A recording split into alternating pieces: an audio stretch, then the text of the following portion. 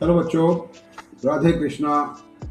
स्वागत है आप सभी का आर सरस्वत गुरुकुल में। और आप देख रहे हैं one question many ways, class 12 episode number 4।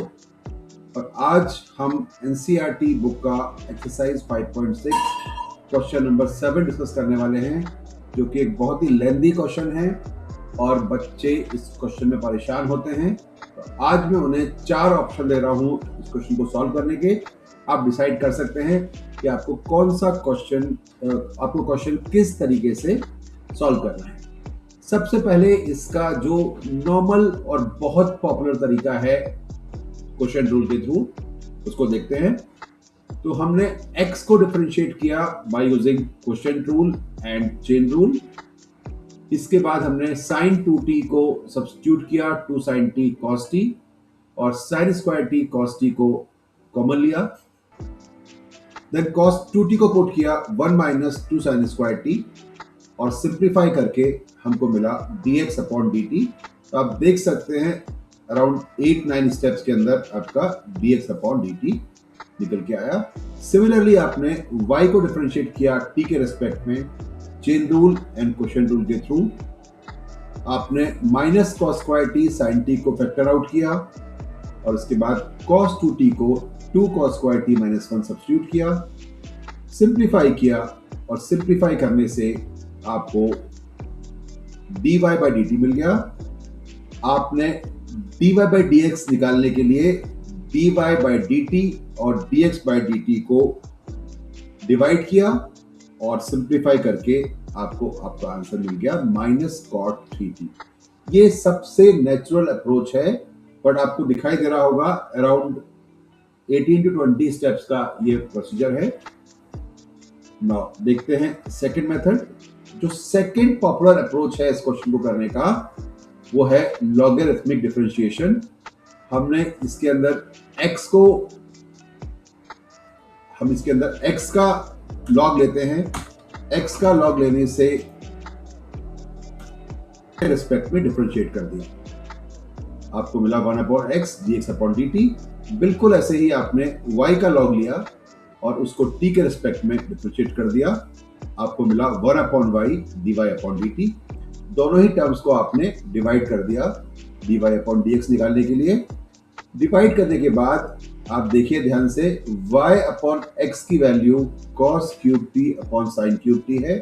इसको आपने सब्स्टिट्यूट किया, और सब्स्टिट्यूट करके आपको आपका आंसर मिल गया। और आपको दिख रहा होगा यहाँ पे आपके 5-6 स्टेप सेव हुए हैं। तो पिछले वाले मेथड से ये वाला मेथड काफी शॉर्ट है, आप कह सकते हैं एटलीस्ट 5 to 6 स्टेप शॉर्ट है सेकंड अप्रोच। अब इसको करने का एक बिल्कुल ही नया अप्रोच देखते हैं थ्रू इम्प्लिसिट डिफरेंशिएशन। सो आपने x और y दोनों की पावर को 2/3 रेज कर दिया। इसे हम स्क्वायर करते हैं, x की पावर 2/3 और y की पावर 2/3, आपको ये एक्सप्रेशन मिले। आपको दिख रहा होगा कि न्यूमरेटर में sin स्क्वायर t और cos स्क्वायर t है। हमने दोनों ही टर्म्स को एक बार ऐड किया और एक बार सब्ट्रैक्ट किया। अब ध्यान से देखिए, इन दोनों ही इक्वेशंस को अगर आप सिंप्लीफाई करते हो तो फाइनली आपको एक सिंगल इक्वेशन मिलती है, y की पावर 2/3 माइनस x की पावर 2/3 इक्वल टू x की पावर 2/3 प्लस y की पावर 2/3 पावर -2। ये इक्वेशन 5 से 6 स्टेप के अंदर आपका t एलिमिनेट हो गया, और आपके पास अब एक सिंगल इक्वेशन है x और y के बीच में, जिसके थ्रू आपको dy बाई dx निकालना है। मतलब अब कोई पैरामेट्रिक डिफरेंशिएशन नहीं है इसके अंदर, ना ही कोई t वाला टर्म आएगा, ना ही कोई ट्रिग्नोमेट्री आएगी इसके बाद। तो जिनको ट्रिग्नोमेट्री में प्रॉब्लम है उनके लिए ये वाला मेथड बहुत ही अच्छा है, बिकॉज अब आपको इस क्वेश्चन का केवल नॉर्मल डेरिवेटिव करना है, लाइक पॉलिनॉमियल। आपने इसका डेरिवेटिव किया थ्रू चेन रूल, और फाइनली आपने एक वैल्यू सब्स्टिट्यूट की cos 2t की वैल्यू, और इसको सिंप्लीफाई किया। सिंप्लीफाई करके इन नेक्स्ट 3 to 4 स्टेप्स आपको आपका आंसर मिल जाता है माइनस कॉट 3t। अब अगर इस मेथड को देखें तो ये फर्स्ट वाले मेथड से थोड़ा सा छोटा है, और लॉगरिथम वाले मेथड से 3-4 स्टेप्स के अंदर ज्यादा है। You can see method number 3 is just between method number 1 and 2 अगर हम इसको लेंथ की बात करें तो। और इसके बाद हम आते हैं लास्ट मेथड पर, एल्जेब्रिक पैरामीटराइजेशन टेंजेंट सब्स्टिट्यूशन। यहां हम 10t को u पुट करेंगे।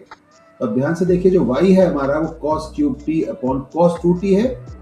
cos 2t को आपने सब्स्टिट्यूट कर दिया cos square t minus sin square t, और फिर आपने न्यूमरेटर और डिनोमिनेटर को डिवाइड कर दिया cos t से, तो आपको मिलता है cos square t upon 1 minus tan square t।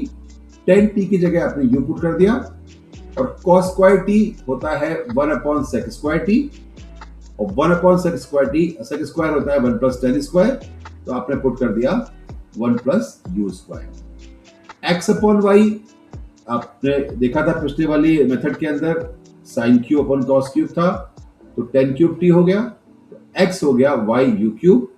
अब आपको y x equal to y u cube, एक नई इक्वेशन आ गई, इसका आपको डिफरेंशिएशन करना है u के रिस्पेक्ट में। तो अब सॉल्व करते हैं, dx बाई du निकालते हैं, और फिर dy अपॉन dx होता है dy upon du divide by dx upon du। तो फाइनली आपको ये टर्म मिलता है dy बाई dx। अब इसमें केवल दो बातें हैं, एक तो आपको u की वैल्यू पुट करनी है टू गेट द आंसर, और एक आपको दिख रहा होगा इसमें आपको dy अपॉन du की वैल्यू पुट करनी है। तो आपने स्टार्टिंग में y निकाला हुआ है, सो y वाले टर्म में आप log लेके उसका डेरिवेटिव कर सकते हैं, जिससे आपको dy बाई du की वैल्यू मिल जाएगी, और इस वैल्यू को आप अपनी प्रीवियस इक्वेशन में जो हमारी इक्वेशंस थी dy बाई dx उसमें पुट कर दीजिए, दो स्टेप के अंदर सिंप्लीफाई हो जाएगा, और u को फाइनली पुट कर दीजिए आप 10t। जैसे ही आप u को 10t पुट करेंगे, 10 3t की एलटी यूज हो रही है, और आपको आंसर मिल रहा है अपना dy upon dx is minus cot 3t।